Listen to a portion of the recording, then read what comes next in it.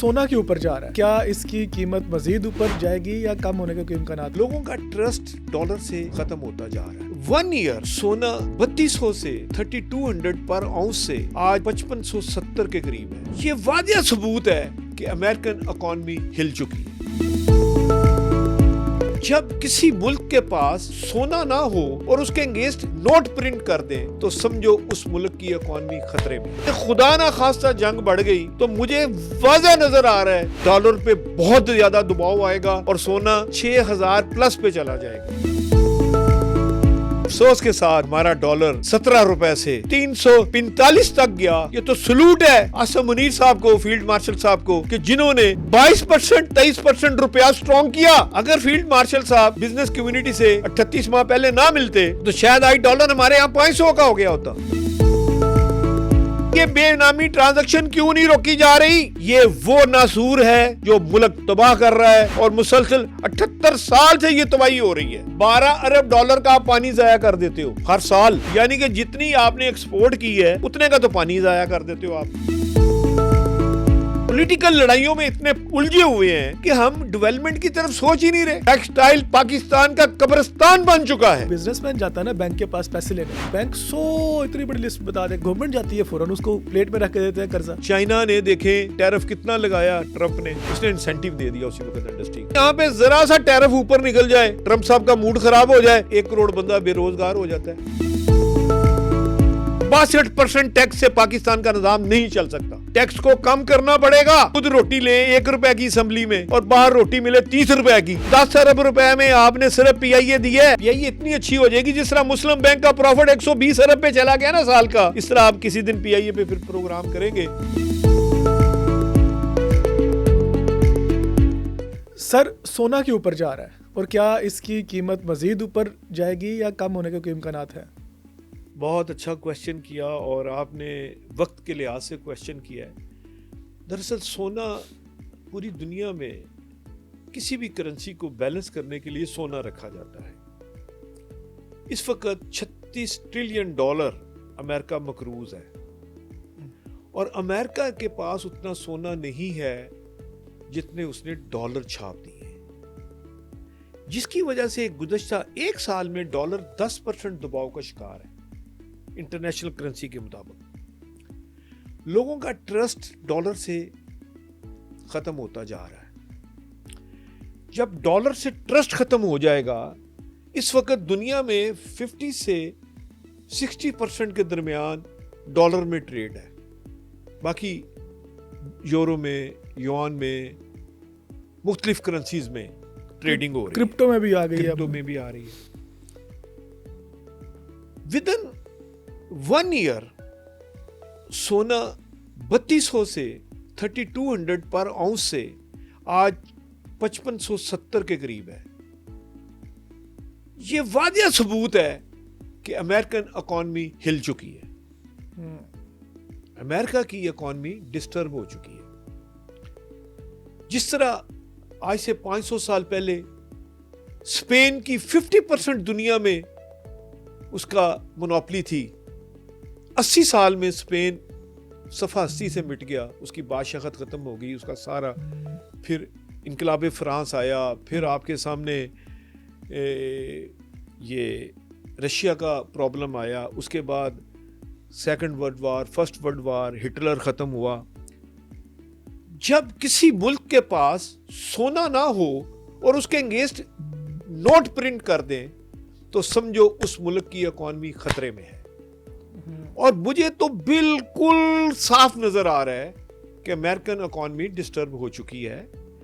अगर अमेरिका ने जंगें कंटिन्यू रखी, और आप देख लें जिस दिन से ट्रंप साहब ने 15 दिन पहले कहा ईरान पे मैं दोबारा हमला करूंगा, आपका सोना 20% ऊपर चला गया विद इन 1 मंथ।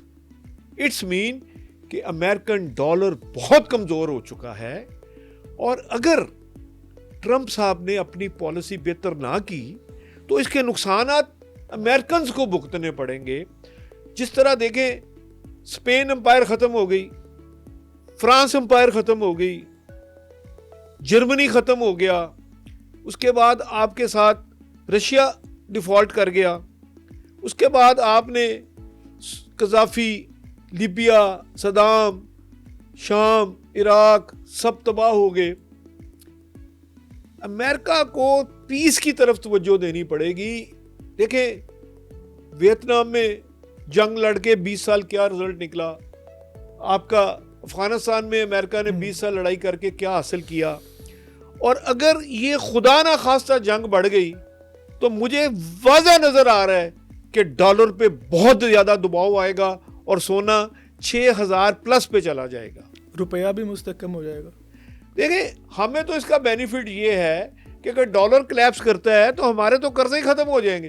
तो जिन लोगों ने घर में डॉलर छुपा के रखे हुए हैं उनको तो फिर टाइम आगे निकालने का।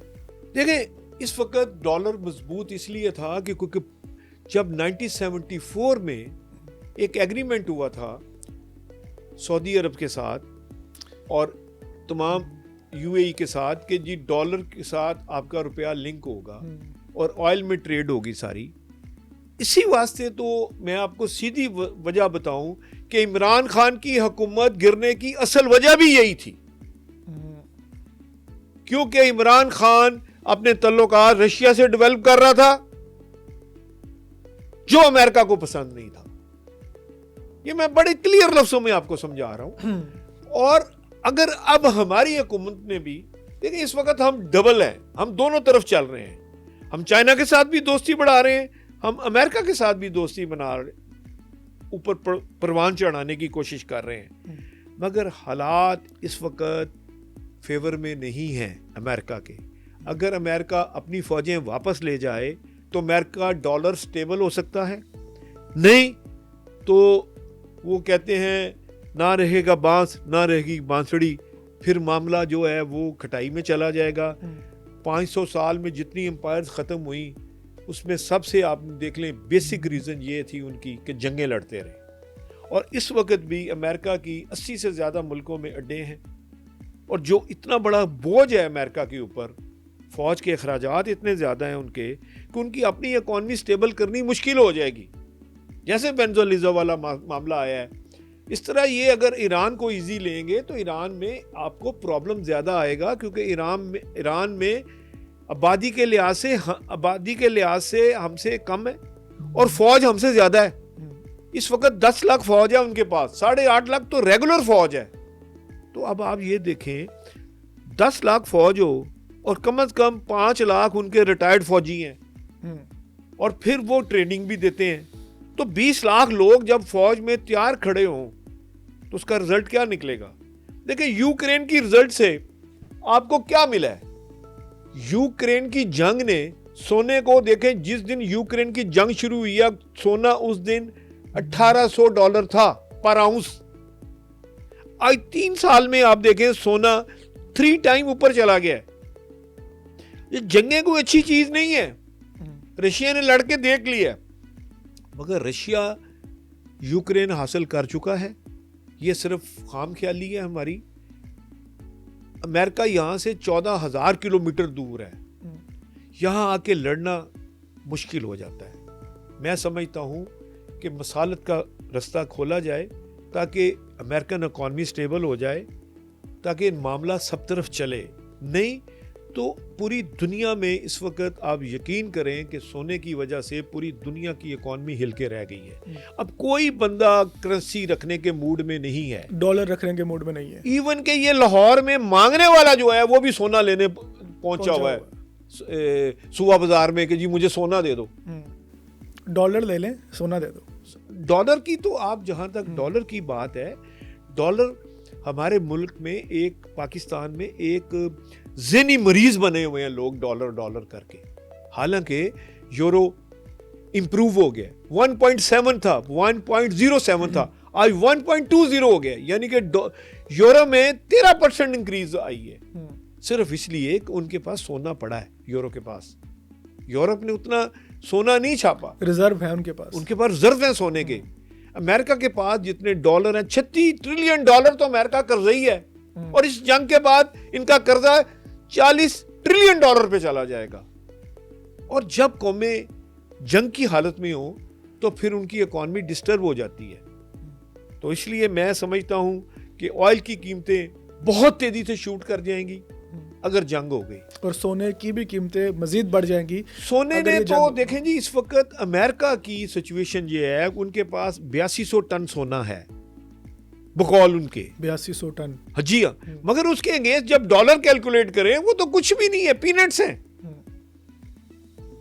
देखें पाकिस्तान, अच्छा ये तो सर हर मुल्क का है ना, हमने पाकिस्तान के पास भी जितने भी रिजर्व्स होंगे उससे ज्यादा इन्फ्लेशन। नहीं, पाकिस्तान के पास रिजर्व थे जी, जब नवाज शरीफ साहब पहली दफा प्राइम मिनिस्टर बने उस वक्त 280 टन हमारे पास सोना था, आज 65 टन है, कम हो गए, इसीलिए तो हमारा रुपया वीक हुआ है। देखिए पूरी दुनिया में इकोनॉमी में हमें बड़े मुल्क क्यों डिस्टर्ब करते हैं? नोट छापने में तो कोई टाइम नहीं लगता, नोट के सामने आपके पास सोने के रिजर्व होने जरूरी है जो अमेरिका के पास नहीं है। आप देखें पूरी दुनिया की इकोनॉमी 10 टॉप इकोनॉमी में पहला नंबर इस वक्त चाइना का है। चाइना की ग्रोथ 8.25% हुई है। चाइना 1200 अरब डॉलर सरप्लस है ट्रेड में। अब देखें ना, और अमेरिकन ट्रेड गिरती जा रही है, और किसी मुल्क की तबाही का राज जो है वो कॉटेज इंडस्ट्री है। देखें पाकिस्तान में क्यों इन्फ्लेशन आया, क्यों इतनी तबाही हुई है, उसकी असल रीजन ये थी कि जब भट्टू साहब ने नेशनलाइज किया उस दिन से लेके आज दिन तक आप देखें कि इंडस्ट्री नहीं लग पा रही। लेकिन सर यहाँ पे एक मेरा क्वेश्चन है आपसे, पहले भी आप मैंने पॉडकास्ट में ये कहा कि जब नेशनलाइजेशन की भुट्टो साहब ने, तो इंडस्ट्रीज़ जो है ना वो तबाह हो गई। वो सारे इंडस्ट्रीज आप अब उठा के देख लें, मुल्क नीचे गया, वो इंडस्ट्रियलिस्ट जो सारे थे वो इंडिविजुअली उन्होंने ग्रोथ किया। बात आपकी बिल्कुल ठीक है। देखिए मैं वजह बताऊं, मियां नवाज शरीफ साहब जब इनकी सारी इंडस्ट्री नेशनलाइज हो गई, इनकी फ्लोर मिलें भी नेशनलाइज हो गई, इनकी स्टील मिलें भी नेशनलाइज हो गई, तो ये तो सड़क पे आ गए थे। ये तो जनरल जलानी साहब ने जियाउल हक से मीटिंग करवाई और मियां नवाज शरीफ साहब को पहली दफा वजीर खजाना केयर टेकर लिया गया। उसके बाद मियां नवाज शरीफ साहब चीफ मिनिस्टर बने। उसके बाद मियां नवाज शरीफ साहब 3 दफा प्राइम मिनिस्टर भी रह चुके हैं। अगर भट्टू साहब ये गलती ना करते तो नवाज शरीफ साहब तो कभी सियासी लीडर बनते भी ना, कारोबार में रहते, बल्डा टाटा बनते। आज इनकी फैक्ट्री 100 अरब डॉलर से ऊपर की होती, क्योंकि इनकी ग्रोथ उस तरफ थी। मगर जब आप किसी का रास्ता रोक ले, जब आप बिल्ली को रास्ता ही ना दे बाहर निकलने का, वो भी पंजा मारेगी। तो फिर इन्होंने मेहनत करी, और आज मेहनत करी है तो आज वो सियासत में मुकाम बना गए। और सियासत के मुकाम बनाने में मुझे अफसोस ये हुआ है कि 45 साल जमहूरियत के दौर में 42 साल पीपल पार्टी और नून लीग रही है या दूसरी हुकूमतें रही हैं। अफसोस के साथ कि हमारा डॉलर 17 रुपए से 345 तक गया। ये तो सलूट है आसम मुनीर साहब को, फील्ड मार्शल साहब को, कि जिन्होंने 22% 23% रुपया स्ट्रॉन्ग किया। अगर फील्ड मार्शल साहब बिजनेस कम्युनिटी से 38 माह पहले ना मिलते तो शायद आज डॉलर हमारे यहां 500 का हो गया होता। वो तो बिजनेस कम्युनिटी ने निपटाया कि हमें अफगान ट्रेड की वजह से स्मगलिंग भी हो रही है, डॉलर भी स्मगलिंग हो रहा है। तो फिर जाके आप देखो कि आपकी इकॉनमी में स्टेबिलिटी आई, और आज 38 माह से आपकी इकॉनमी स्टेबल हुई है, मगर आपकी एक्सपोर्ट कम हो गई है। आपकी इंपोर्ट इस वक्त 70 अरब डॉलर को टच करेंगी इस साल, और 20 अरब डॉलर जो नजायज इंपोर्ट हो रही है। तकरीबन 5 करोड़ डॉलर डेली डकैती हो रही है पाकिस्तान में। सर इसको रोकने का हल क्या है? देखिए आप उनसे मनी ट्रेल मांगे ना। देखिए ना, आपने एक इनवॉइस खुलाई, आपने चीज इंपोर्ट कर ली, आपने टैक्स भी ले लिया उस पर। मेरा सिर्फ एक मुसूमाना सा क्वेश्चन है आपसे कि मुझे हुकूमत से अपील है कि वो टर्नओवर उनसे पूछे पैसा चाइना गया कैसे। पैसा जा रहा होता है दुबई अकाउंट से, बिल्कुल, या क्रिप्टो से या दुबई अकाउंट से। तो उससे 20 अरब डॉलर आपकी इंपोर्ट बढ़ गई है, जो जिसका डाटा गवर्नमेंट ने कभी शो करती। इस वक्त आपकी ट्रेड 30 अरब डॉलर पे है एक्सपोर्ट आपकी, और इंपोर्ट आपकी $70 अरब एक है और $20 अरब ये बेनामी ट्रांजैक्शन है, जिसके ऊपर मैं ऑलरेडी 2-3 प्रोग्राम कर चुका हूं कि ये बेनामी ट्रांजैक्शन क्यों नहीं रोकी जा रही। ये वो नासूर है जो मुल्क तबाह कर रहा है और मुसलसल 78 साल से ये तबाही हो रही है।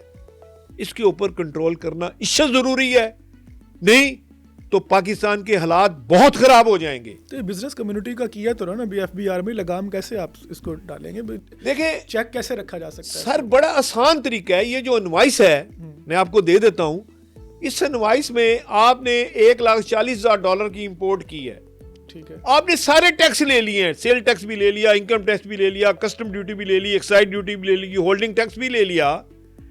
मेरा सिर्फ एक मासूमाना क्वेश्चन है कि जो पेमेंट $1,40,000 चाइना से या दुबई से माल आया है उसकी मनी ट्रेल क्यों नहीं है? मेरा क्वेश्चन सिर्फ ये है हुकूमत वक्त से।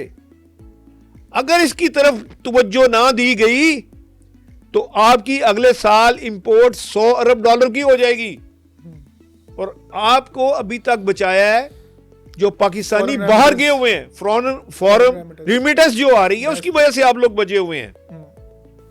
जो डायस्पोरा है हमारा, वो अगर हेल्प ना करे हाँ, तो हमारा तो बड़ा देखें ना, डेफिसिट बहुत इंक्रीज कर जाएगा। अब देखें हमारी बेवकूफी कितनी बड़ी है। $12 अरब का आप पानी जाया कर देते हो हर साल और $18 अरब हर साल सैलाब की नजर जाता है एवरेज। किसी साल $10 अरब का नुकसान होता है, किसी साल $40 अरब का नुकसान होता है। एवरेज $18 अरब साल का, पिछले 5 सालों में $18 अरब आपका नुकसान ये हुआ है। यानी कि जितनी आपने एक्सपोर्ट की है उतने का तो पानी जाया कर देते हो आप। देखें सूबे बनने बहुत जरूरी हैं, छोटे सूबे बनने बहुत जरूरी हैं। दुनिया में 180 मुल्क ऐसे हैं जिनकी आबादी 3 करोड़ से कम है और वो मुल्क है। कराची सूबा बनना चाहिए। आप देखें कराची में 18 साल से पीपल्स पार्टी की हुकूमत है, सड़कें नहीं बनी अभी तक। कभी आग लग जाती है, कभी बच्चा गटर में गिर जाता है। आग की बात आप करें तो आप हैरान होंगे, मैं इस पे प्रोग्राम वैसे कर चुका हूं मगर मैं आपको बता दूं कि पाकिस्तान में 170 फायर स्टेशन है टोटल और आखिरी फायर स्टेशन कराची में 1987 में डॉक्टर फरूक सत्तार ने बनाया था। उसके बाद से अब तक फायर स्टेशन नहीं बना। इस वक्त 50,000 फायर स्टेशन से ज्यादा अमेरिका में है और हमारे पास 170। बांग्लादेश में 471 फायर स्टेशन है, उनकी आबादी 18 करोड़ है। और इंडिया में तकरीबन 4,000 फायर स्टेशन है मगर आबादी के लिहाज से उनका हाल हमसे बुरा है। बात यह है आग लगी या लगाई ये तो बात का मसला है। मसला है कि फायर स्टेशन क्यों नहीं थे। क्वेश्चन ये है, असेंबली में सिर्फ इस वक्त तमाम पॉलिटिकल पार्टी एक दूसरे को नीचा दिखाने की तरफ जा रहे हैं और गुर्बत बढ़ती जा रही है। और आपको मैं बता दूं पिछले 38 माह में आपकी गुर्बत 12% के करीब बढ़ गई है। हम 34-35 पे थे, आज 46 पे चले गए। जो लोग सतह गुर्बत से नीचे चले गए। अमीर और मजीद अमीर हो गया, गरीब मजीद गरीब गुर्बत की तरफ जा रहा है। अमीर इस तरह अमीर हो रहा है ना, देखें जी मुस्लिम बैंक $3 अरब में आपने बेचा था। $3 अरब में 22 साल पहले 2003 में आपने मुस्लिम बैंक बेचा था। इस साल उसका प्रॉफिट 120 से 130 अरब डॉलर है एमसीबी का। हाँ जी, यूनाइटेड का अलहदा बताता हूं, लाइट का अलहदा बताता हूं। जितने आपने दोबारा वापस किए हैं प्रोजेक्ट सब तबाही हो गई है क्योंकि बाबू सरकार पाकिस्तान नहीं चला सकता। 78 साल से बाबू सरकार चला रहे हैं ब्यूरोक्रेट, आपके सामने उसके रिजल्ट्स हैं। देखें बरतानिया का सूरज ग्रूब नहीं होता था, इतनी बड़ी एम्पायर थी। ये ब्यूरोक्रेसी की वजह से आज लंदन सिर्फ 500 किलोमीटर पे रह गया और बरतानिया का क्या हाल है आपके सामने है। दुनिया में सबसे ज्यादा रोबरी इस वक्त वहां पे हो रही है। जो अच्छे टॉप 25 मुल्कों में जाए ना, आप कीनिया की बात ना करें या आप किसी और से कंपैरिजन ना करें, यूरोप में सबसे ज्यादा डकैती इस वक्त जो हो रही है वो स्पेन में और लंदन में हो रही है। आपके सामने रोलेक्स का शोरूम लूट लिया। बात यह है इतनी तबाही पाकिस्तान में नहीं हुई अभी। हमारी हुकूमतें ठीक कर रही हैं, मगर हमें इंडस्ट्री लगाने की तरफ तवज्जो देनी चाहिए, पानी जो ज़ाया हो रहा है उसकी तरफ तवज्जो देने की इशद ज़रूरत है। 10,000 किलोमीटर नहरें बनाएं। सर नहरें बनानी तो थी, सिंध वाले मामले पे वो फिर कंसेंसस नहीं आपका डेवलप हो सकता। देखें यही तो तकलीफ है, यही तो तकलीफ है कि हमने सूबा वाइज सिंधी, महाजर, पठान, पंजाबी, बलोची के चक्कर में डाला हुआ है। ये आपका मास्टर माइंड जो है, वो जो सबको पता है कौन है, इंडिया नहीं चाहता कि पाकिस्तान में अमन हो। इसलिए तमाम पॉलिटिकल पार्टी को मेरा मैसेज है, खुदा के लिए असेंबली में लड़ो, सड़कों पे लड़ना बंद कर दो। वैसे तो देखा जाए आपकी कोई जमहूरी हुकूमत बगैर फौज के नहीं आ सकती, सबको आर्मी ने सपोर्ट किया। नहीं सर, इलेक्शन होते हैं प्रॉपर। नहीं प्रॉपर जो इलेक्शन है वो तो एक रिजल्ट है अपना। मैं आपको कहने का मतलब है, जब तक आप इलेक्शन कमीशन ऑफ जब पाकिस्तान, तक इलेक्शन कमिश्नर ने क्या रिजल्ट दिया जी, आप उस बात को छोड़ दें। हमें इदारा है सर, इलेक्शन अदारा है, इस अदारे के क्या रिजल्ट है, असेंबली में फैसले करें ना। ये कल बच्ची मर गई है, कल 24 साल की बच्ची लाहौर में गटर में गिर के मर गई, उसकी 10 माह की बच्ची वो भी गटर में डूब गई है। बहुत अफसोसनाक वाकया। तो इसलिए सूबे छोटे होंगे तो मैनेजमेंट करनी आसान होगी। देखें 13 करोड़ बंदे का सूबा है पंजाब, इसके कम से कम 4 हिस्से या 5 हिस्से होने चाहिए, और पाकिस्तान में 18 सूबे बन जाए। अमेरिका में 52-53 रियासतें हैं, क्यों है? एडमिनिस्ट्रेशन आसान हो जाती है करना। यस, लेकिन जब पब्लिक को आपने सहूलत नहीं देनी। अब देखें आपके सामने फायर लगी है, कराची गुल प्लाजा जल गया है, जिंदा लोग जल रहे हैं और आप तमाशा देख रहे हैं। अगर फायर स्टेशन की गाड़ियां पूरी होती, कम से कम कराची में 300 फायर स्टेशन चाहिए। आबादी के लिहाज से 10 लाख बंदे के ऊपर एक फायर स्टेशन होना चाहिए।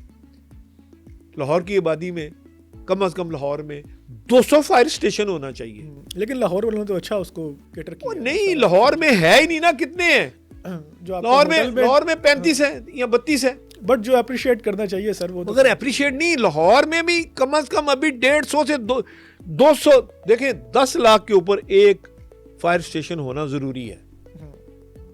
देखिए बात यह है कि हम पॉलिटिकल लड़ाइयों में इतने उलझे हुए हैं कि हम डेवलपमेंट की तरफ सोच ही नहीं रहे।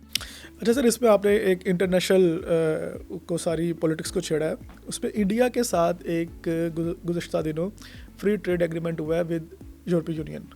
उसका एक वो मोदी साहब कहते हैं मदर ऑफ ऑल डील्स। क्या इम्पैक्ट पड़ेगा पाकिस्तान की एक्सपोर्ट्स पे? गंजी ने नहाना क्या तो धोना क्या है। हमारी टोटल एक्सपोर्ट $30 अरब की है, जिसमें टोटल टेक्सटाइल का तकरीबन 35 से 40% इस शेयर है। 45%। लेकिन सर वो है तो सही ना। नहीं, मगर वो 10% और कम हो जाएगा। मगर बात यह है कि लाला जो है वो हाथ जोड़ लेता है, अपनी गलती मान लेता है। हम यहां गलती नहीं मानते। देखें हमारा सबसे बड़ा प्रॉब्लम कब शुरू होता है, जब हमने IPPs लगाने शुरू किए। आपने 16 सेंट में बिजली क्यों ली? यही हुकूमतें थी ना, यही हुकूमतें थी। इन हुकूमतों को होश के नाखून लेने चाहिए थे। 16 सेंट में बिजली क्यों ली? क्योंकि किकबैक ली गई है, नहीं तो उसकी इंक्वायरी कराएं जुडिशल। सर वो तो रिवाइज हुआ है ना कुछ। क्या हुआ जी? देखिए इतना शोर डालने के बाद चीफ ऑफ आसम मुनीर साहब की वजह से 802 अरब रुपया रिकवर हुआ है, जो जा चुका था IPPs के पास। ये अली बाबा 40 चोरों ने 802 अरब रुपया निकाला है फौज ने। भाई अगर फौज नहीं सारे काम करने हैं तो जमहूरी हुकूमतें क्या कर रही हैं? चूड़ियां पहन के बैठी हुई हैं। इनका काम है छोटे छोटे माइक्रो लेवल के मसले हल करें। इंडस्ट्री तबाह हो चुकी है, लोग बेरोजगार हो गए हैं, टेक्सटाइल पाकिस्तान का कब्रिस्तान बन चुका है। और खुदा का लिए इन मुर्दा को जिंदा करने का एक ही तरीका है कि आप अपनी एनर्जी क्राइस कम करो। अल्हम्दुलिल्लाह जब मैं प्रेसिडेंट लाहौर चैम्बर था तो मैंने 22% से अपने दौर में 11% इंटरेस्ट कराया एक साल में। हाँ, इंटरेस्ट रेट पे भी बात कर दी। अभी फिर स्टेट बैंक ऑफ पाकिस्तान ने 10.5 पे उसको बरकरार रखा है। हालांकि बिजनेस कम्युनिटी ये कह रही थी कि इसको इन्फ्लेशन के CPI के 1-2% तक ऊपर होना चाहिए, तो उस पर भी वो नहीं हो सकता जी। मैं उसकी वजह बताऊं, बड़ी सीधी सी बात है। ज्यादा पैसा कौन लेता है? गवर्नमेंट खुद लेती है। 1.2 ट्रिलियन रुपीस लिए हैं अभी इन्होंने, ठीक है, पाकिस्तान बैंकिंग एसोसिएशन से। 88,000 अरब की तो ऑलरेडी गवर्नमेंट ले चुकी है अब तक। और भाई 1 लाख अरब रुपए लेके जाना है इसको, कर्जे को। 88 ट्रिलियन भाई नीचे आएगा, फिर वही काम शुरू हो जाएगा, लाइकिंग डिसलाइकिंग होगी, अपने पसंदीदा लोगों को ये कर्जे देंगे। यकीन करें स्टील इंडस्ट्री तबाह हो गई। क्यों तबाह हुई? कि जनाब सब शुगर मिलों को आपने इजाजत देती है इंडस्ट्री लगाने की, तमाम कॉटेज इंडस्ट्री स्टील की तबाह कर दी आपने। ये फिर वही प्रॉब्लम आएगा चीनी वाला की तरह, गंदम की तरह, इस तरह सरिये का भी एक प्रॉब्लम आएगा, लोहे का भी, कि जी कॉकटेल हो गया, ये चंद बंदों की मोनोपोली रह जाएगी। ये क्यों इस तरह की पॉलिसियां बना रहे हैं? अच्छा सर, इसमें पॉलिसी जो लैब एक वो भी है ना कि एक बिजनेसमैन जाता है ना बैंक के पास पैसे लेने, बैंक इतनी बड़ी लिस्ट बता देगा, ये करो ये करो ये करो, ये प्लान करो वो करो। गवर्नमेंट जाती है फौरन उसको प्लेट में रख के देते हैं कर्जा। नहीं, वजह है कि गवर्नमेंट के सारे मुतहद हैं। हाँ, सब अंडर है, उनके प्रेशर में है। हाँ। देखें स्टेट बैंक का गवर्नर इंडिपेंडेंट आपने लगाया हुआ है, अच्छा इंडिपेंडेंट पे गवर्नर है भाई। हम कह रहे हैं कि एक्सपोर्ट बढ़ाने के ऊपर तवज्जो दी जाए। चाइना ने देखें टैरिफ कितना लगाया ट्रंप ने, उसने इंसेंटिव दे दिया उसी वक्त इंडस्ट्री को, उसने अपनी इंडस्ट्री नहीं बंद होने दी। हम तो यहां पे जरा सा टैरिफ ऊपर निकल जाए, ट्रंप साहब का मूड खराब हो जाए, तो हमारी 1 करोड़ बंदा बेरोजगार हो जाता है। और आपको पता है इस वक्त टेक्सटाइल की वजह से 1 करोड़ लोग बेरोजगार हो चुके हैं, और इसका असर बहुत बड़ा आने वाला है। और यह प्रेशर, शुक्र है कि गवर्नमेंट की एक पॉलिसी की वजह से लोग यहां से 8 लाख बंदा 7 लाख बंदा हर महीने जा रहा है। ये शुक्र है, ये शुक्र है, ये शुक्र है। यानी कि देखें ना, 8 लाख बंदा साल का अगर चला जाए तो आपकी रिमिटेंस बढ़ गई। कल मैं वो पढ़ रहा था पोस्ट, उसमें मरियम नवाज साहिबा फरमाती है कि पाकिस्तान में जो एक्सपोर्ट कर दिए ना, तो पाकिस्तान के नौजवान एक्सपोर्ट किए जाए। देखिए, हम किसी पॉलिटिकल लीडर को ये नहीं कहते कि उसकी ये अल्फाज क्यों गलत हैं। मैं सिर्फ ये चाहता हूँ, खुदा के लिए कॉटेज इंडस्ट्री पे तवज्जो दो। देखें चाइना दुनिया में अमीर क्यों है? 70 साल से ज्यादा लंबी लीज ही नहीं वो देता किसी को। इधर 100 साल से बैठे नहीं, इधर लीज पे नहीं, सबकी ओन प्रॉपर्टी है। नहीं, जो लीज भी देते हैं गवर्नमेंट को चाहिए फौरी तौर पे जमीन बेचने की बजाय लीज पे दे और उस पे इंडस्ट्री लगाए, ताकि इंडस्ट्रियलिस्ट को कुछ रिलीफ मिले। देखिए 4 करोड़ 5 करोड़ पे एकड़ प्लॉट का रेट है शेखुपुरा इंडस्ट्रियल स्टेट में, कायदे आजम बिजनेस पार्क में। ठीक, 5 करोड़ का प्लॉट लेके 5 करोड़ की बिल्डिंग बना के 10 करोड़ की मशीनरी लगा के 5 करोड़ रुपया वर्किंग कैपिटल लगा के 30 करोड़ रुपया 25-30 करोड़ रुपया लगा के एक इंस्पेक्टर आता है और आपकी फैक्ट्री को नोटिस देके आपकी फैक्ट्री बंद कर देता है। 26 दिन सेंचुरी पेपर मिल बंद रही एक नोटिस की वजह से। भाई मजाज होना चाहिए कौमियत का। यहां कौमियत नाम की चीज ही नहीं रही, लोगों का मजाज ही नहीं अफसर का। मैंने एक अफसर सोशल सिक्योरिटी के एक अफसर को पकड़ा, गोंदल नाम का आदमी है, 7 करोड़ रुपए साल की रिश्वत लेता है। क्या हुआ उसके ऊपर? अभी तक कोई एक्शन नहीं हो सका। क्या मेरा फायदा? मैं नाम लेके कहता हूं कि फलाना ये कर रहा है, क्यों नहीं करते, उसको रोकते। बात यह है भाई, इस अवाम में सब नंगे हैं, इस तरह निजाम नहीं चलते। लेकिन सर उसमें दूसरा भी इशू है ना, कि अगर वो अगर ऑफिसर्स आते हैं, लेबर डिपार्टमेंट का आता है या कोई दूसरा, आप फायर सिस्टम को देखें, अगर आपका कोई लैप्स होगा तो वो आपको पूछेंगे तो सही बिजनेसमैन को कि सर जी इसको ठीक करें। बिजनेसमैन कहता है कि ठीक है, ठीक नहीं करना है, तू 50,000 पढ़, तो अस्सलाम वालेकुम। बिजनेस कम्युनिटी की तरफ से भी तो ये मैं कहता हूँ आपकी बात ठीक है। देखें कोटलाखपत इंडस्ट्री स्टेट आज से 40 साल पहले बारिश के दिनों में आप गाड़ी पे नहीं आ सकते थे, ट्रक पे आना पड़ता था। इधर सुंदर स्टेट आपके सामने डेवलप हुई, फैसलाबाद स्टेट आपके सामने गवर्नमेंट ने डेवलप की पार्टनरशिप में, ऐसी बात नहीं है। जहां अब आपने फिर अगर ये प्रॉब्लम है तो पीआईए क्यों आपने प्राइवेट सेक्टर को दिया जी? आप माने कि हुकूमत की ब्यूरोक्रेसी काम नहीं कर रही, आप अपनी गलती माने, वो नहीं कर रही, लेकिन on the other hand business man भी तो अपना शॉर्टकट ढूंढने की कोशिश करते हैं। देखिए ना, एमसीबी बैंक चल रहा है ना, यूबीएल चल रहा है ना, अलाइड बैंक चल रहा है ना, और भाई ये शॉर्ट टर्म क्यों ढूंढते हैं बंदा? क्यों 30 कंपनियां से ज्यादा मल्टीनेशनल छोड़ के चली गई हैं? स्पीड मनी नहीं लोग दे सकते अब, 62% टैक्स से पाकिस्तान का निजाम नहीं चल सकता, टैक्स को कम करना पड़ेगा। सुपर टैक्स को तो अभी उन्होंने कह दिया कि वो जी मैं कहता हूं जितने मर्जी टैक्स लगाते जाओ, बात ये है कि आप खुद चाय पिए 1 रुपए की, खुद रोटी लें 1 रुपए की असेंबली में, और बाहर रोटी मिले 30 रुपए की, जिनसे आप वोट लेके जाते हो। आप उस बंदे की चप्पल नहीं देखते, उसके एक पाँव में चप्पल होती है और एक में चप्पल नहीं होती, उसके कपड़े नहीं देखते जिससे आप वोट लेते हैं, उसका ये जलील करते हैं आप उसको असेंबली में बैठ के। डकैती हो जाए तो 4-4 साल उस रिकवरी नहीं होती। अरे भाई, एक दोस्त की फ्लोर मिल की पूरी मशीनरी बिक गई है चूनिया में, हाई कोर्ट ने जमानतें ले ली। खुदा के लिए कोई रूल, कोई कानून तो बनाओ। मसला यह है कि जो काम हुकूमत ने करना हो उसके लिए कानून साजी सेकंडों में होती है, और जो ना करना हो उसके लिए इनके पास टाइम ही नहीं है। जितने ब्यूरोक्रेट हैं, कोई इस वक्त प्राइवेट स्कूल, सब प्राइवेट स्कूल से पढ़ के आ रहे हैं।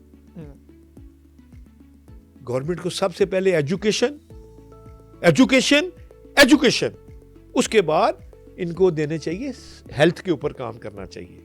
गवर्नमेंट अपने काम तो कर नहीं रही और बिजनेसमैनों से उम्मीदें लगा के बैठ गई अब ये कर दे, और 10 अरब रुपए में आपने सिर्फ पीआईए दिए, और गुल प्लाजे का नुकसान जो है 50 अरब रुपए से ज्यादा का है। ये सियाल एयरवेज बनी है, उनके पास सिर्फ 3 जहाज किराए के हैं, तो 5 अरब रुपए में सियाल एयर बनी है। हमने तो मुफ्त दी है, प्लेट में रख के दी है पीआईए, कि किसी तरह खुदा के लिए बाबुओं से निजात मिल जाए। लायबिलिटीज भी सर उस पर काफी थी ना पीआईए, और ये लायबिलिटियां हैं, रिकवरियां हैं, ये अकाउंट्स के मामलात हैं, ये क्यों हुए हैं? पूरी दुनिया में जहाज 250 से ज्यादा एक जहाज के ऊपर लेबर नहीं होती, पाकिस्तान में 850 तक चली गई थी। अब मैं देखूंगा ना नया ग्रुप कैसे 8.5, उन्होंने जहाज अभी 40 जहाज और डाल देने हैं, उसी लेबर से काम लेना है। जब 55 साल की खातून आपकी एयर होस्टेस होगी, अल्लाह ही अल्लाह है ना फिर। ठीक है, आप कहते हैं कि 20-25 साल की एयर होस्टेस हो। नहीं, देखें आप जब तक नया ब्लड इंजेक्ट नहीं करेंगे, नई जनरेशन को नहीं इन्वॉल्व करेंगे, आप अच्छा रिजल्ट नहीं ले सकते। देखें, आप 45 साल तक एयर होस्टेस को यूज कर लें, उसके बाद उसको ग्राउंड पे लाएं। आप 55 साल वाली औरतों को आपने वहां पे काम दिया, उनकी एफिशिएंसी क्या होगी? जो बंदा खुद, किसी को शुगर है, किसी को हार्ट है, किसी की टांगे नहीं चल रही, आप उनको भी आपने लोड किया हुआ जहाज पे, जा अभी तू भी अमेरिका फ्लाइट लेके जा। इस तरह मुल्क नहीं चलते। अब मैं देखूंगा कि कैसे निजाम ठीक नहीं होता। अब आप समझ रहे हैं पीआईए ठीक हो जाएगी? पीआईए बहुत अच्छी हो जाएगी। पीआईए इतनी अच्छी हो जाएगी जिस तरह मुस्लिम बैंक का प्रॉफिट 120 अरब पे चला गया ना साल का, इस तरह आप किसी दिन पीआईए पे फिर प्रोग्राम करेंगे, 2 साल बाद आप देखोगे प्रॉफिट क्या है। इसका मतलब है दूसरे जो भी इदारे हैं पब्लिक सेक्टर के, उनको भी दे देना चाहिए एक एक करके, प्राइवेटाइजेशन करके। देखिए, एक गलती जुल्फकार अली भुट्टो की अभी तक 52 साल हो गए हैं भुगत रहे हैं, नेशनलाइजेशन जो की है। खुदा के लिए तमाम पॉलिटिकल पार्टी टेबल पे बैठ जाएं, नहीं तो इसके रिजल्ट बड़े नेगेटिव निकलेंगे। लेकिन सर आपकी स्टॉक एक्सचेंज इतना ज़बरदस्त परफॉर्म कर रही है, आपने इतनी बड़ी तमहीद बयान की है कि ये स्टॉक से आपकी हाथ नहीं पकड़ा रही, वो तो आसमानों बहुत अच्छी बात की आपने। जब 2016 में स्टॉक एक्सचेंज थी तकरीबन 50 से 60 हज़ार के दरमियान, उस वक्त डॉलर था 100 का, आज 300 का डॉलर है, तो ज़रा 3 से दें ना तो 1,80,000 तो बनती है। भाई आपने आज से 10 साल पहले एक शर्ट ली 50 रुपए की, आज वो शर्ट होगी 500 की। आप इन्फ्लेशन डालो ना उस पे, तो स्टॉक मार्केट तो वहीं पे खड़ी है। आप कह रहे हैं तरक्की नहीं हुई, ये इफेक्ट है सिर्फ इन्फ्लेशन का। हाँ, आपको समझ आ गई ना, कोई रॉकेट साइंस नहीं है, आपको आपका भी बता दिया है वजह क्या है। ठीक है। आप मुझे बताएं, आपके फादर की शादी जब हुई थी, सोना उस वक्त 5,000 रुपया तोला होगा, हाँ, शायद इससे भी कम, मैं मिसाल देता हूं, आज 5.5 लाख रुपया तोला क्यों है? क्योंकि आपकी इन्फ्लेशन है। इन्फ्लेशन है। ओ भाई, आप इन्फ्लेशन को कैलकुलेट करो, स्टॉक एक्सचेंज की तरफ मत जाओ। आप देखो बेरोजगारी कितनी बड़ी है। समझ आ गई मेरा, जो मैं वो कोई रॉकेट साइंस नहीं, मैं आपको जो बात दूंगा वो एग्जैक्ट टेक्निकली बात बताऊंगा। ये आप अज्यूम ना करें कि स्टॉक एक्सचेंज बहुत ऊपर मतलब चलेगी। ये है कि स्टॉक एक्सचेंज अगर ऊपर जा रही है तो उसको इकानमी की बेहतरी से कोई ताल्लुक नहीं है। You are saying that? Oh sir, textile कब्रिस्तान बन गए। सर हम तो सुनते हैं ना जी, हमारी स्टॉक एक्सचेंज यहाँ 150 टेक्सटाइल पाकिस्तान तरक्की कर रहा है, मोदीज ने ये कह दिया है, उसने ये कह दिया है। ये देखें, 150 टेक्सटाइल मिले जो कम से कम 20-20 साल लग के लोग लगाते हैं, कम से कम 2 से 3 जनरेशन का काम होता है। सही कह रहे हैं।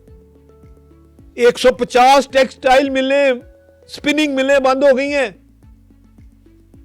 15-20 चल रही हैं, वो भी 50% पे। कपास के लिए आपने जमीन ही नहीं छोड़ी, गन्ना ही गन्ना, गन्ना ही गन्ना, गन्ना ही गन्ना, शुगर कैन के ऊपर तवज्जो दी हुई है। तो भाई खुदा का नाम है, एक्सपोर्ट की आइटम पे जाओ, वैल्यू एडिशन पे जाएं। वैल्यू एडिशन पे जाएं। कौमें इस तरह तरक्की नहीं करती जिस तरह आप चाह रहे हैं। आपको हर हाल में यूनिटी, यूनिटी और यूनिटी की जरूरत है। ये स्ट्रीट पे ऊपर आके कौमों के मसले हल नहीं होंगे। आप ये हल दे रहे हैं कि पॉलिटिकल कंसेंसस जो है ना वो सब स्टेक होल्डर्स का होना चाहिए और उसके बाद फिर बैठ के कोई पॉलिसी बनाए। ये देखिए, ये सब एक जगह पे बैठेंगे तो मसला हल होना है। नहीं तो देखो, ईरान में जुलूस निकले, 3,000 बंदा शहीद हो गया, बेनिफिट किसने उठाया? इसराइल ने उसका। इसी तरह पाकिस्तान में इंतशार होगा, बेनिफिशियरी और होंगे, इंडिया होगा। हमारे यहाँ नुकसान पहुंचाने में सबसे बड़ा फायदा इंडिया का है।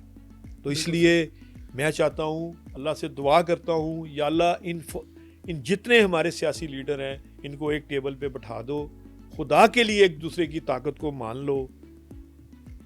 मैं आपको सच बताऊं, जिस वक्त हमजा साहब को सीढ़ी लगा के गिरफ्तार किया जा रहा था उस वक्त तकलीफ हुई थी, और आज इमरान खान साहब को 2.5 साल से ज्यादा अरसा हो गया है जेल में है तो तकलीफ हो रही है। ये बात आप मत कहें कि किसी की ताकत को ना आजमाएं। आप मेहरबानी करें, सब पॉलिटिकल पार्टीज को बिठाएं, पाकिस्तान की सलामियत के लिए बहुत जरूरी है। नहीं तो देखें दुश्मन फायदा उठाएगा। पॉलिटिकल पार्टी बैठे भी तो ना ये बैठना पड़ेगा जी, ये मैं खत्म करनी पड़ेगी। हाँ, मैं खत्म करनी पड़ेगी। अगर मैं ना खत्म हुई तो हम सफा 80 से मिट जाएंगे, जिस तरह बाकी कौमें दुनिया में खत्म हुई हैं। कुरान पाक में क्लियर लिखा है, नूह अलैहिस्सलाम का वाक़या आपके सामने है, ऐसी बातें नहीं है। फ़िरौन आपके सामने है वाक़या है, नमरूद का वाक़या आपके सामने कुरान पाक में लिखा हुआ है। इस तरह कौमें मिट जाती हैं। तो इसलिए अपनी क़ायद आज़म रहमतुल्लाह अलैह के अल्फाज की कदर करो और इस मुल्क की यकजहती के लिए काम करो। नहीं तो हकीकत बताऊं, अगर आप में डिस्प्यूट आ गया, इंतशार पैदा किया किसी ने, तो नुकसान पाकिस्तान का होगा। आगे देखें, 1971 के हमारे 2 टुकड़े हो चुके हैं और आज उनकी देखें इकॉनमी कहाँ है और हमारी इकॉनमी कहाँ है। वहाँ 90 रुपए का डॉलर है। सर अभी हेल्प मांगते हैं वो आपसे, अब दोबारा चीज़ें बेहतर हो गई हैं। देखें, आप अगर रीजनल ट्रेड में चले जाएं ना तो आपका काम बहुत अच्छा हो सकता है। दरअसल बात यह है कि हम घर बैठे दुश्मन बना लेते हैं सबको। हमें दुश्मन नहीं बनाना चाहिए, किसी की बात पे गौर करना चाहिए कि भाई इसकी बात में वजन है कि नहीं है। देखिए, पाकिस्तान सबसे पहले है, उसके बाद हम है, उसके बाद अवाम है, फिर निज़ाम चलेगा। अल्लाह ने एक सिस्टम बनाया हुआ है, उस सिस्टम के अंदर रह के काम करें, नहीं तो कौमें तबाह होते वक्त देर नहीं लगती। हिटलर कभी नहीं सोचता था कि मैं तबाह हो जाऊंगा, क्यों खुदकशी की। सद्दाम हुसैन ने कितनी बड़ी जंग की ईरान के साथ, क्या हुआ? इंतशार हुआ पब्लिक में, आखिर वो फांसी के घाट चढ़ गया, शहीद हो गया। गद्दाफी साहब के साथ क्या हुआ? अब ये शहनशाह ईरान की दोबारा रजीम ला रहे हैं। मैं समझता हूं कि हर किसी को एक दूसरे की चादर और चारदीवारी की हिफाजत करने की जरूरत है। अच्छा सर थोड़ा पाकिस्तान की पॉलिटिक्स पे आते हैं। एक जो अभी 26वीं आईनी तरमीम आपको भी पता होगा, उसके में एक जो तरमीम की गई है वो ये है कि interest free, Riba free economy 2028 तक। आपको लगता है पाकिस्तान में ये हो जाएगी? मुश्किल है। देखें, कोई बंदा बैंक, हमारा एक बैंक 120 अरब डॉलर, 120 अरब रुपया साल का मंशा साहब कमा रहे हैं। अगर 60 अरब रुपया सिर्फ वो एसएमईज को लोन दे दे, क्या, और 600 अरब रुपया सारे बड़े टॉप 10 बैंक जो है 600 अरब रुपया साल का लोन दे दें गरीबों को, यानी कि 2 अरब रुपया डेली दे दें गरीबों को, तो कितनी कॉटेज इंडस्ट्री लग सकती है। बात यह है कि हम सेठ को सेठ इब्ने सेठ बना देते हैं, जिस तरह जज इब्ने जज है, दादा भी जज, बेटा भी जज, पोता भी जज। लाहौर हाईकोर्ट में क्या हो रहा है? जज इब्ने जज वाली स्टोरी है ना। दामाद होगा, भाई होगा, ससुर होगा, यही स्टोरी है। इस तरह आपको इस यहाँ से निकलना पड़ेगा। जिस तरह डॉक्टर यूनुस ने बांग्लादेश का सिस्टम चेंज किया है, जिस तरह महातिर मोहम्मद ने चेंज किया है, इस तरह आपको चेंज करना पड़ेगा। आप ये कह रहे हैं कि अगर इंटरेस्ट फ्री ना भी करे, लेकिन जो वो पैसे बैंक के पास पड़े हैं वो एसएमईज को दे, वो गरीब लोगों को दे, ताकि वो ग्रोथ करें अपनी। सर जी, कॉटन इंडस्ट्री की इतनी इश्य जरूरत है कि आप सिर्फ गोबर ड्राई करके एक्सपोर्ट करो, उसकी डिमांड नहीं खत्म होती। इससे सस्ती तो कोई बात नहीं है। इसके बारे में थोड़ा मजीद एक्सप्लेन करें हमें, लोग। देखिए, गोबर है जी, गोबर की इतनी डिमांड है, ड्राई गोबर की, क्योंकि ये कुदरती चीज है ना, तो उसकी इतनी डिमांड है, मैं आपको बता नहीं सकता। एक्सपोर्ट जितनी चाहे मर्जी कर लें, हम उसके लिए अपने जिम्मेदार को अवेयरनेस ही नहीं दे रहे, अपने ग्वाले को बता ही नहीं रहे कि भाई इसको रोज के रोज इसको फैलाओ, इसको खुशक करो। हमारे पास ना हीटर की जरूरत है, इस साल में 8 महीने शदीद धूप है, उन दिनों इसको ड्राई करो, इसको ग्राइंड करो हल्का सा, इसको ग्रेड बनाओ, उसके बाद इसको एक्सपोर्ट करो। और भाई आपके पास जिप्सम है, आपके पास चाइना क्ले है, फायर क्ले है, लिथियम है, टाइटेनियम है, कॉपर है, गोल्ड है, सिल्वर है, अब मादनियात के ऊपर काम करो। तो ये भी SIFC में बना दिया ना माइनिंग सेक्टर अपने पूरा एक्सपोर्ट कर रहे हैं। मैं जनरल सरफराज साहब का बड़ा शुक्रगुजार हूँ कि जनरल सरफराज साहब बहुत अच्छा काम कर रहे हैं। मगर मसला ये है, आउटस्पोकन भी हैं वो, जो जितनी भी दरपेश मसाइल हैं उन पे खुल के बात करते हैं। नहीं, जनरल साहब समझते हैं सारे प्रॉब्लम्स को, मगर आप देखें ना, हमारे यहाँ माइनिंग क्यों नहीं कामयाब हुई। यहां से आपने माइन निकाली, साथ ही गांव के लोग आ गए, यहां हमारा हिस्सा बनता है। यहां पे नेशनलाइज लोग नेशनलिस्ट नहीं है, पाकिस्तानी नहीं बन रहे, यहां पे तेर मेर शुरू हो जाती है। और भाई उसको भी हिस्सा दो, जो दुनिया का तरीका है। हाँ। अब देखिए बलोचिस्तान में कितना गोल्ड पड़ा है, आपके हजारा सेक्टर में गोल्ड निकल आया है। काम की जरूरत है, पैराडाइज ऑफ मिनरल्स है पाकिस्तान की। तो इसलिए हमें सबको एक होके काम करने की जरूरत है। और इंशाल्लाह ताला पाकिस्तान तभी तरक्की करेगा जब सारी पॉलिटिकल पार्टीज और तमाम कौम मिलके काम करें। हमारे पास R&D नहीं, कोई मिनरल्स के लिए सिर्फ 2-3 लैब्स हैं टेस्टिंग के लिए। लिथियम आपके पास है, बॉक्साइट आपके पास है, एल्युमिनियम आपके यहाँ से एक्सपोर्ट हो रहा है सारा। आपको पता है तमाम फायर क्ले, चाइना क्ले आपकी चाइना लेके जा रहा है। इसीलिए कामयाब हो रहे हैं। जो लोग मिनरल्स के ऊपर काम करते हैं उन कौमों ने बहुत तरक्की की है। ठीक sir, thank you very much for your time, for being part of the show. तो उम्मीद है आपको मज़ा आया होगा, बड़ी आज दिलेराना बातें की हैं। So thank you very much नाजरीन, इंशाल्लाह मिलते हैं अगले एपिसोड में। अस्सलाम वालेकुम।